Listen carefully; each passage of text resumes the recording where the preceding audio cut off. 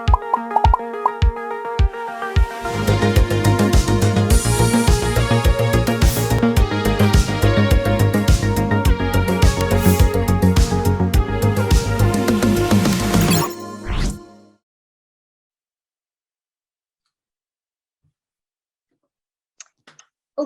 hello everyone. Thank you for joining us at today's session with Matthew, I think, who gave an extremely thought-provoking presentation about what the fast evolving disruption means for the future of the finance industry. Just by way of introduction, my name is Azlin. I'm the director of the Institute for Capital Market Research, or the ICMR, which is a think tank of institute affiliated with the SC. And I will be the moderator for the Q&A session with Matthew today. So I'm really looking forward to this. But before we begin, just a few housekeeping rules. I'd just like to remind the audience that you can interact with us using Slido for this session. And to participate, all you need to do is to select the name of this session on the drop-down menu, which you can find on the right side of your screen. So that's Disruptor or Enabler, the future of collaboration between fintechs and financial institutions. So you can post your questions there, where I'll be able to see it and include it in our session today with Matthew. You can also vote for other questions, share ideas, and even interact with the polls there. And since it's not every day that we can really speak to an award-winning futurist, who's also been described as a young Criswell, and whose job is to study the fast evolving trends already shaping the industry beyond the 5-10-year horizon we always speak about, I'm sure you'd want to take this opportunity to really ask him some great questions. So we're really looking forward to some of your questions and thoughts on Slido. So Matthew, let's hit the ground running. Yeah. Like I said, some very thought-stimulating ideas out there you've put forth. One critical point I saw was that you brought home was the speed of disruption is accelerating, and it's not slowing down in any way, right?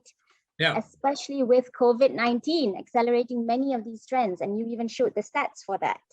Yeah. And it's yeah, after you. Just a quick one, just from your vantage point, when you put all these disruptive trends together, you're seeing it impacting multiple industries, and you also spoke about the boundaries between industries are blurring. Where are we currently in the sort of the stage of the digital disruption cycle? Another way of putting this is really how much time would the incumbents have to really take action to ensure they're not on the wrong side of this trend?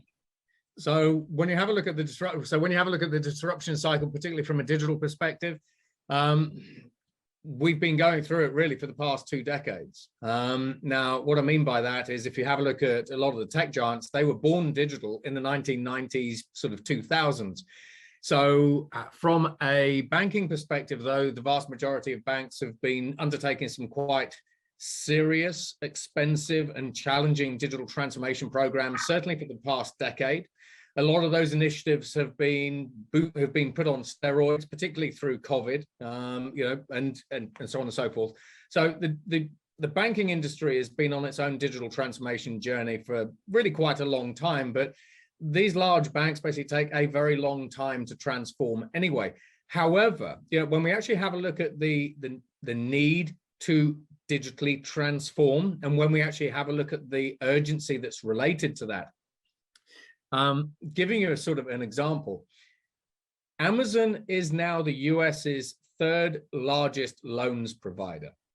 It is generally believed by the US SCxSC, as well as financial community, that if Amazon was able to convert all of its Prime members into banking customers, they would actually become America's biggest bank very quickly. We're not going to say overnight, because people have to open the accounts and all that kind of stuff.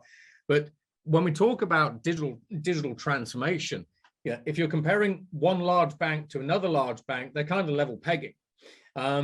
But when you start putting it in the context of how quickly should they be transforming their front and back offices in order to cope with new players, new disruptive threats and things? They've got to be doing it really, really quickly, because at the moment, the vast majority have their fingers crossed that Amazon won't become a bank, that Apple won't become a bank. Bearing in mind, Apple is increasingly moving into financial services with Goldman Sachs and credit cards and all that sort of stuff. Facebook. I remember sitting on stage basically with the CTO of Barclays, Santander, HSBC, and a couple of other banks, and they were all very much, we are fine, provided one of these big tech giants doesn't get our market in their sights and suddenly just roll something out, because they have no playbook. They cannot really counter. So the sense of urgency is still there, even if it doesn't always feel like it. So get to the point basically where you are able to go on the offensive and actually start building a multi-sided platform model and go after the tech giants, as opposed to waiting for them to come after you. Great stuff. Yeah, you're talking about the MSPs just now. Really also, Matthew, I think one of the areas the incumbents struggle with is also when you talked about the 50% of the jobs in the financial industry will be automated by 2030. Yeah. And you introduced us to Anna and Cora, and that's really, to put in perspective, not a long way off. No. And it's also very difficult for us to really think, how should we start to even think about getting more prepared for the kind of skills which are needed by, say, 2030 in this new world? Yeah, well, so for example, with Cora and her friends, even when we have a look at more basic behavioral artificial intelligences, again, basically one of the world's largest banks that I was talking with a little while ago, basically said, I said to the CTO, and everyone on this session basically will know who this particular bank is, but I won't mention them. This particular CTO said, I'm really not looking forward to tomorrow, because tomorrow I'm going to have to go up to our Glasgow call center and make about 99% of all the people redundant, because we've been able to automate the vast majority of customer service tasks. Because if you think about if you think about automation just from that perspective, most people will phone up a bank, or used to phone up a bank, to find out what their bank balance was, what their credit card limit was, or to change an address, things that AI is admirably suited for. But in addition to that, we also saw over 400 wealth advisors being made redundant by another one of the world's largest banks, because in their own words, they said, we pay our wealth advisors a lot of money.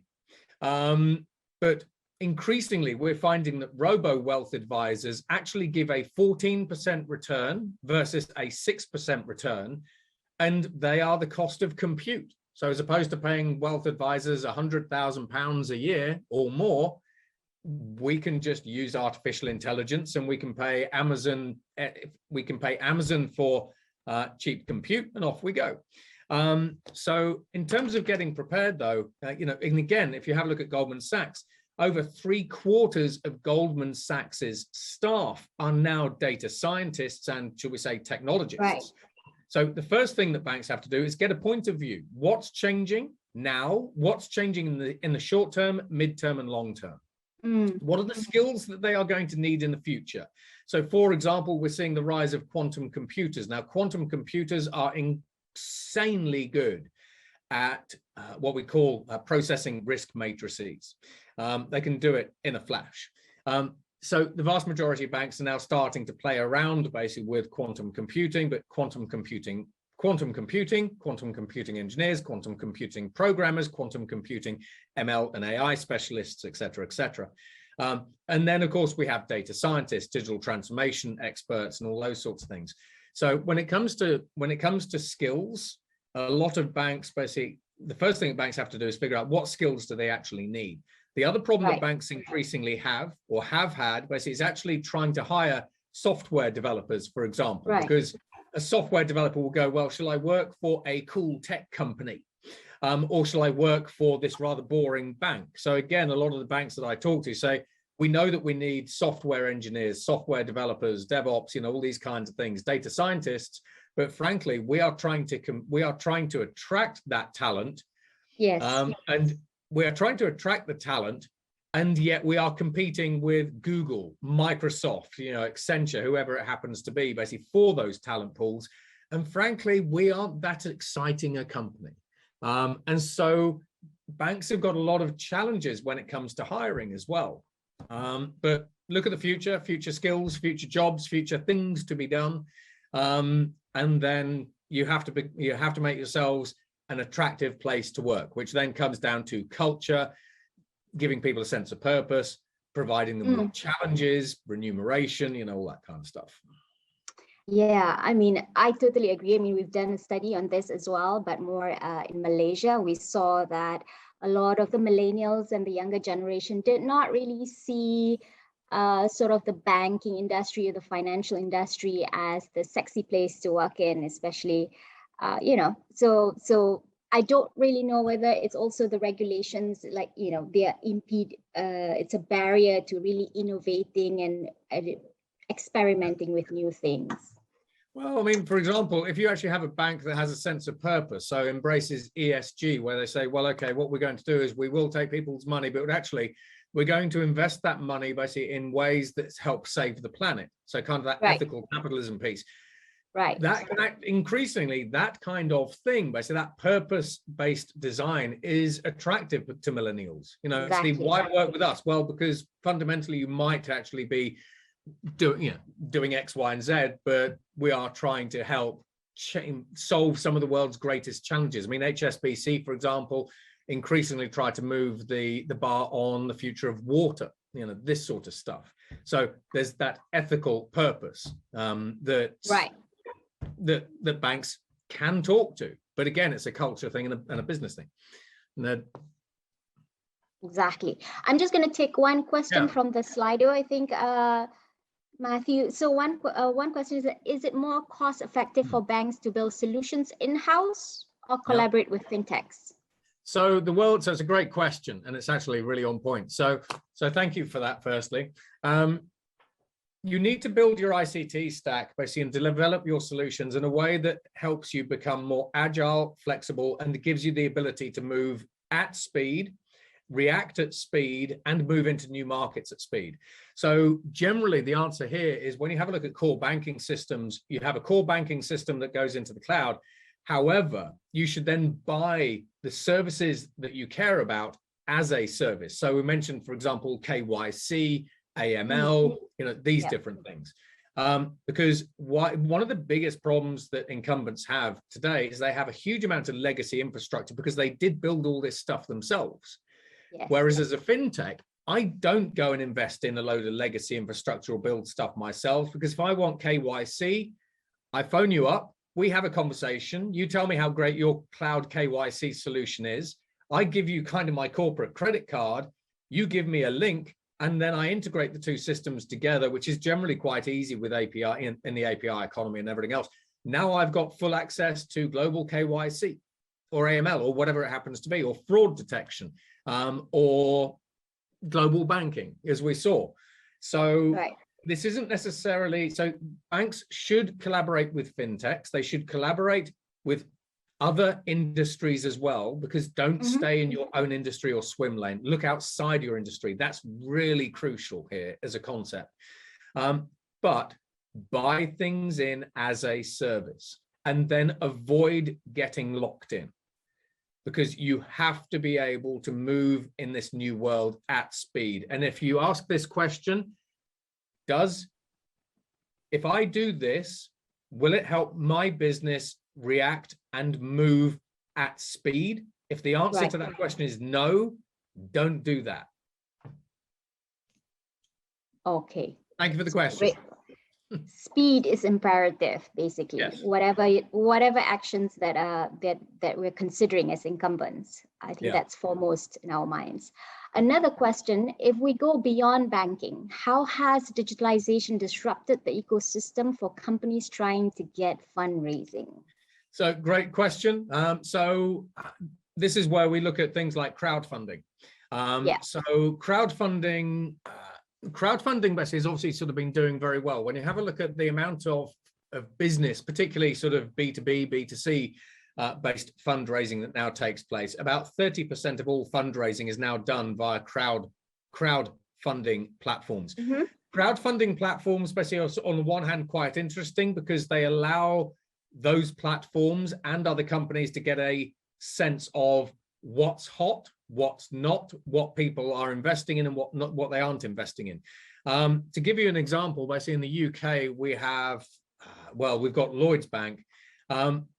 Lloyds Bank have seen about 20% of their small business loans actually being replaced by crowdfunding. So they're sort of being disrupted to a degree by the crowdfunding platforms. But also, when you actually have a look at the growth of crowdfunding platforms, they are still growing, but they're growing at a slower rate than they used to. But yeah, absolutely. As an entrepreneur or as a person wanting to do some new things, step back 20 years ago, I'd have to go to the bank with a business case and I'd have to say to the bank, I want to start a business. This is my business case. I would like a loan of 100,000 euros. Can you please give it to me? And the bank would say yes or no. And in a lot of cases, they'd actually say no. With crowdfunding, I can now simply create a YouTube video, put it online and go, I've got an idea for a great product. Look at me. Just give me £5 or €5 or 100 euros or whatever it happens to be. So what we're seeing with crowdfunding platforms is they are helping people build new businesses in new ways that the banks historically wouldn't have funded.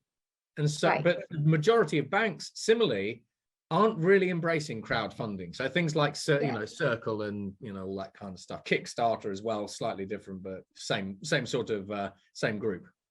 Yeah. So these are all basically, forms of disintermediation. I mean, getting, beyond the banks and really. Yeah. Well, and then on the crowdfunding piece, we can even go one further, basically with decentralized finance, because you can now go, because you can go on a platform. So as an entrepreneur, I can go on a platform, but you can now say, Matt, I personally, I really liked your product. I tell you what, I will loan you money. So I'll give you a bunch of crypto, for example, maybe, but I will charge you, I'll charge an interest rate on it. And there we go.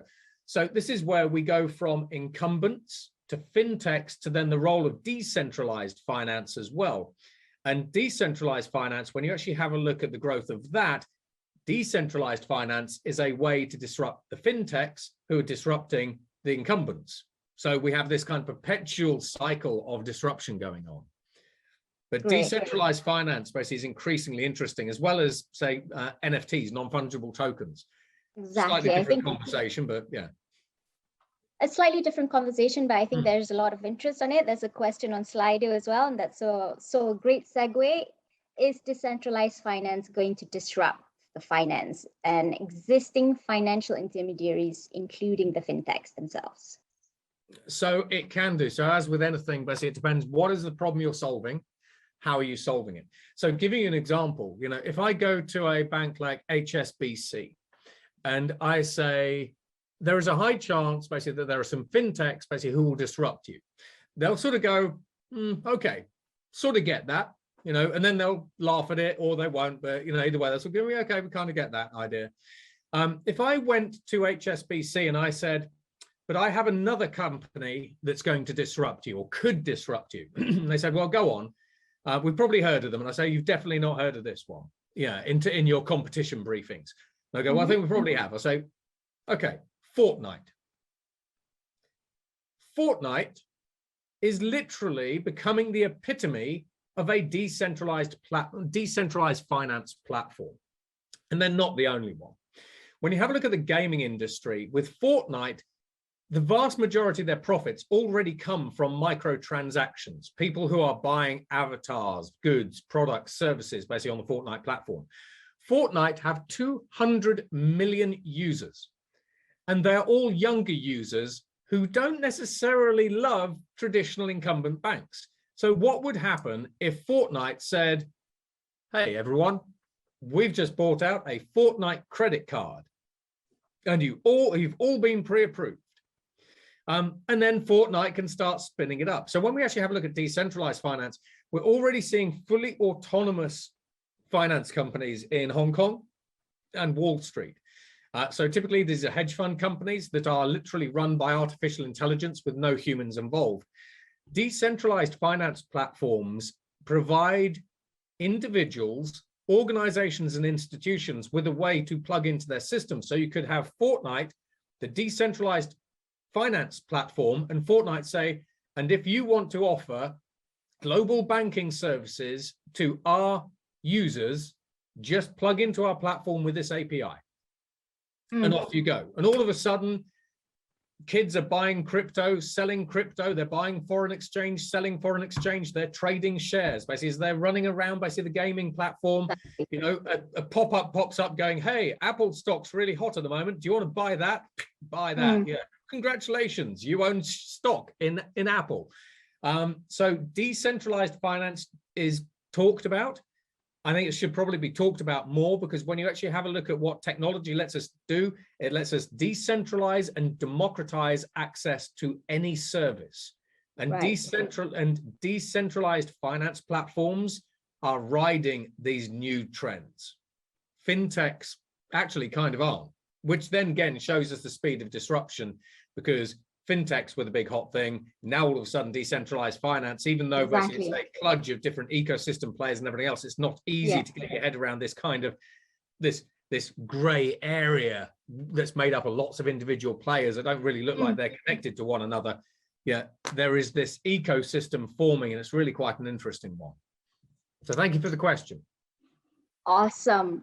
Unfortunately, I think we're towards the end of the session. I'm just going to finish with very few quick rapid fire questions for you, Matthew. Just ethical capitalism in the next 5 years, mainstream or still on the periphery? Still on the periphery. However, there are more investors, basically, for example, BlackRock, Legal & General, and everything else, that are promoting ethical capitalism. And this is where we require a culture change, because there are so many examples of where traditional capitalism isn't working, hasn't worked.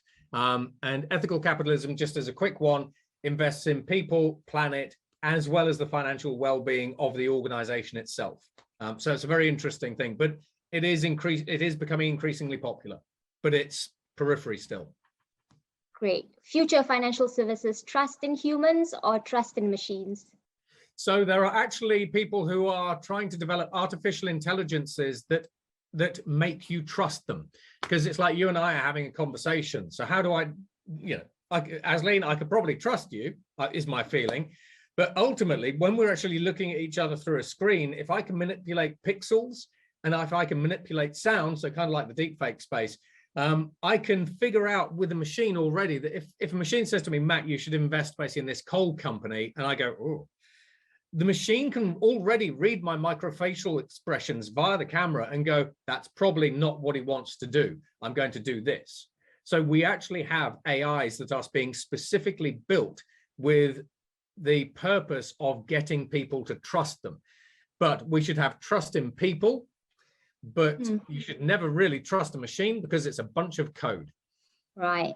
And that's behavioral programming at its finest. Good question. Behavioral programming. Love that, behavioral programming. Unfortunately, we've come to the end of the session, and I've got these prompts saying that we have to end very soon. I've got a bunch of questions and also on Slido to actually ask you more questions, Matthew, but I'm going to have to wrap it up. It was a very stimulating session. It's not every day we get to hear from a futurist who studies the trends shaping the future. And I think it's also encapsulates the aim of this conference, SC by SC, of really getting us to take a step back and really expand our view about the impact of all this different convergence of technologies affecting multiple industries, and how they are really having real implications for the industry. So for the audience, the message is the future is already pounding on the door. The industry is already in motion toward it, with the fintechs and the cryptos and everything else coming on. So just to sum up, whether, let's say if you're an incumbent, I think one of the key messages that Matthew had was to get a point of view of where you are currently. That's foremost. And don't just look in terms of within your industry skills exactly. And also having the agility to respond to fast changes and being able to surmount the inertia inertia to overcome your 7 stages of incumbent denial as fast as possible. I thought I didn't have a question on that, but I love that. And really think of fintech as an enabler, but in a broken business model, which really needs to be redefined, especially with the onset of ethical capitalism. Any final thoughts for the audience, Matthew? No, so thank you everyone for your questions. But I know that there are some questions that we didn't get around to answering, so do feel free to ping me. Open APIs, for example, good. Whole conversation. Yeah, pace of regulatory change. We see the FCA basically with sandboxes, for example. So regulators are increasingly sitting with startups and fintechs basically to try to regulate faster. So we have that there. But in the meantime, it's been an honor and a privilege talking with you all and everything else. Hopefully one day soon we can actually meet in person. But the future's fast. It's furious. Basically, there's lots of opportunities out there. Let's go disrupt. Great. So if anyone wants to reach you and understand a little bit more, what's the best way they can do so? So finding me on LinkedIn, basically, so just search Matthew Griffin on LinkedIn. You can go to the 311institute.com website and you can sort of contact me through that.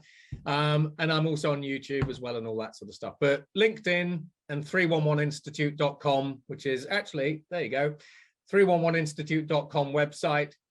Ask me your questions. I'm happy to jump on calls and things because basically it's an interesting space. There's a lot happening, but there's a lot that we can actually do to change, to use finance and financing and financial services products to change the status quo and actually solve some of the world's greatest challenges. And for me, that's one of the most exciting things. Excellent final words. Thank you so much, Matthew. It was an absolute pleasure to speak to you. Thank you. Thank you, Aislinn. Thank you, everyone. Take care. Thank you, everyone.